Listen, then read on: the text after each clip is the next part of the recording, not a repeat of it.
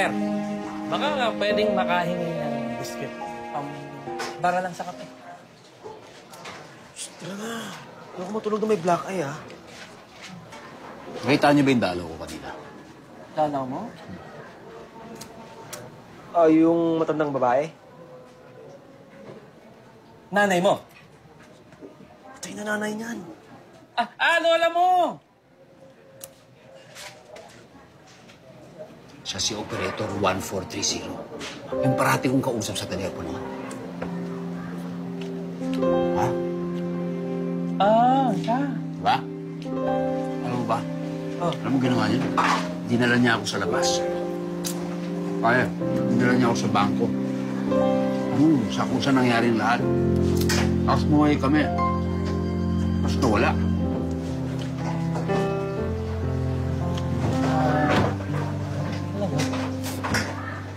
Tama? Hindi, busog na pala ako. Oo. Ikaw, gusto mo? Salamat. Sige, nantok ako. Tara, tulog na tayo. Makapitigan tayo.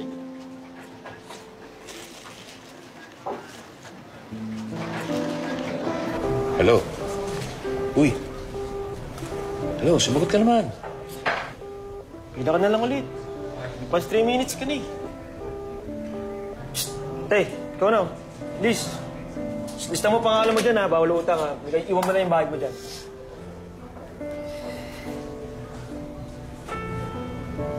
Sumagot na dati yan eh. So, wala na naman. Malabo na. Busy. Kaya, nag-CR. Alam mo, parang ano yun eh, yung... Parang cellphone ng anak ko. Naririnig ko siya, pero ako hindi niya naririnig. Parang ganun.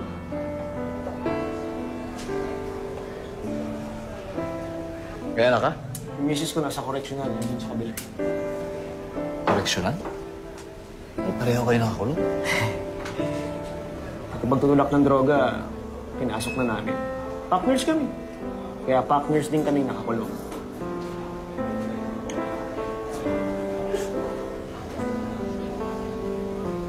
Yung anak mo?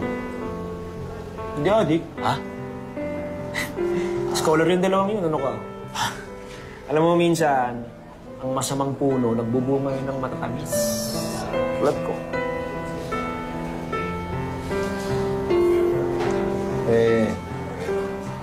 Yung musita na ba yung anak mo? Ba't parang hindi mo na yata nakikita? Sa Saudi ako. Yung asawa ko naman, alam nila nasa Hong Kong. Alam mo yun? Mga bata, high school eh. Baka hindi nila maintindihan. Kaya kami ng asawa ko, todo-racket kami kung anong pwedeng rakitin dito sa loob para makapagpadala kami ng pera.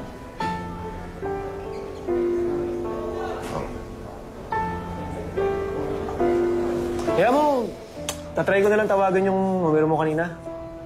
Baka may sumagot dun sa number 1430 eh. Talaga? Oo. Sige. Kung gusto mo tumawag ulit, pila ka na lang. Sige. Sige, salamat ha. Sige.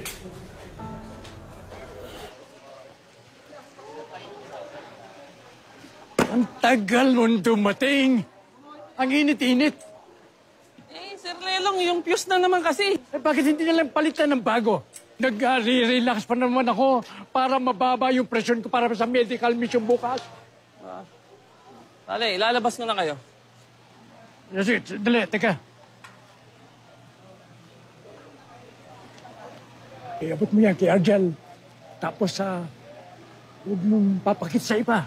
Bakit? Ano ba? No. Bawal to Nang basta bigay mo kay Argel, ha?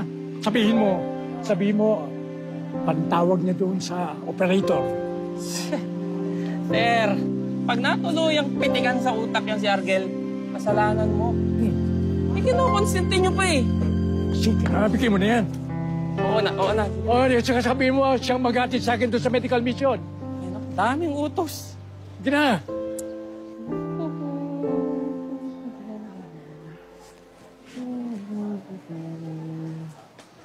Mga sir, nandiyan si Argel.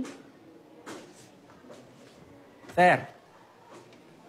Ay, ito.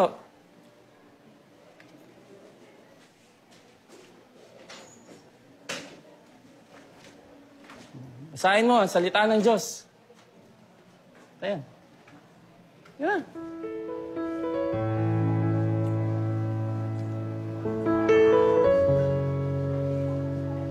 Tsaka pinapasabi ni Lelong, ikaw daw magdala sa kanya sa medical mission. Sige, sir, ah.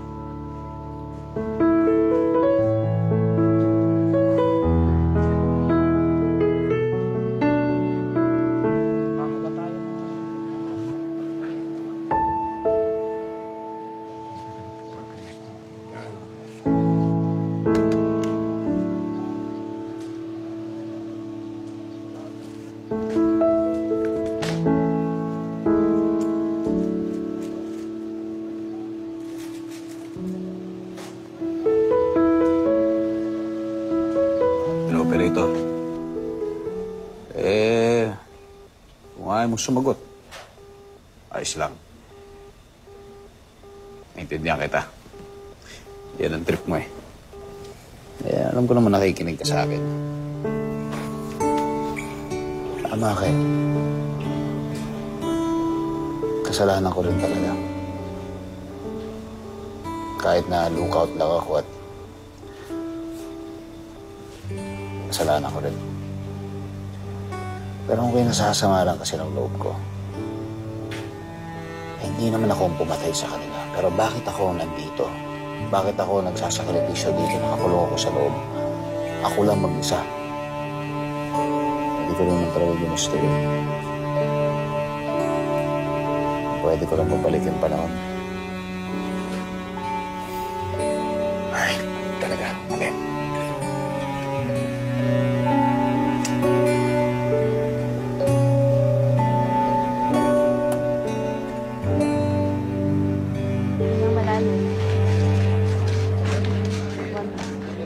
Hoy, Okay na. Yung mga meds na binigay na lang ni Doc. Marami pa po ba dito? Marami pa. Argel Corpus! Argel Corpus!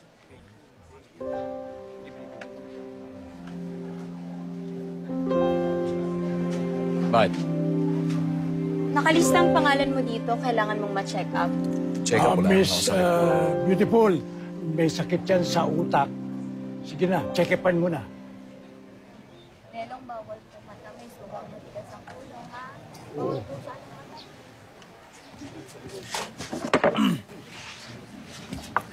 Nakakatulog ka ba ng maayos? Oo. Ano ngayon? May isang tao ba na galit na galit ka? Jowa ko. Hindi siya. Ang alam ko, may isang tao at galit na galit ka sa kanya.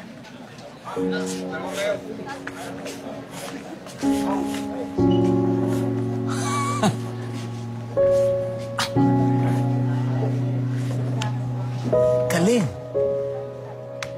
Nung isang araw matanda ka, tapos ngayon, chicks.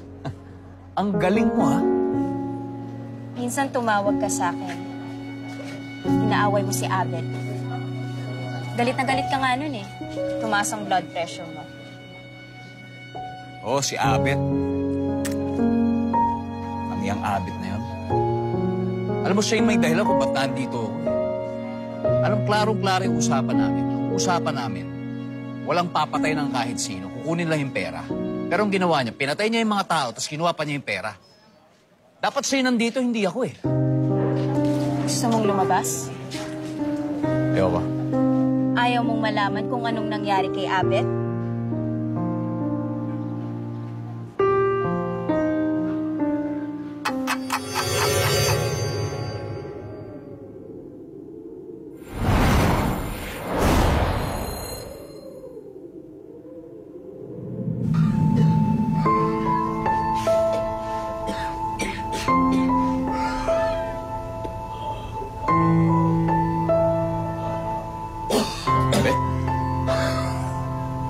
Buong buhay siyang nagtatago. Yung perang ninakaw niya, naubos na rin. Galit na galit ka sa taong to, hindi ba?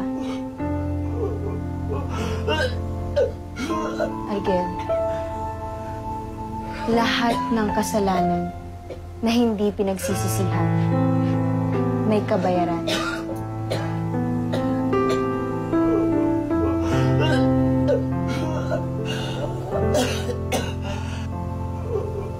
Okay naman ang blood pressure mo. Huwag kang magpapaka-stress dito. Mag-relax ka lang. Kapag kaibigan ka sa mga tao, Makipag-usap ka. Makakatulong yan ng malaki sa'yo.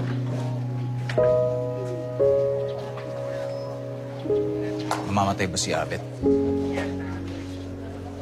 hindi ko alam.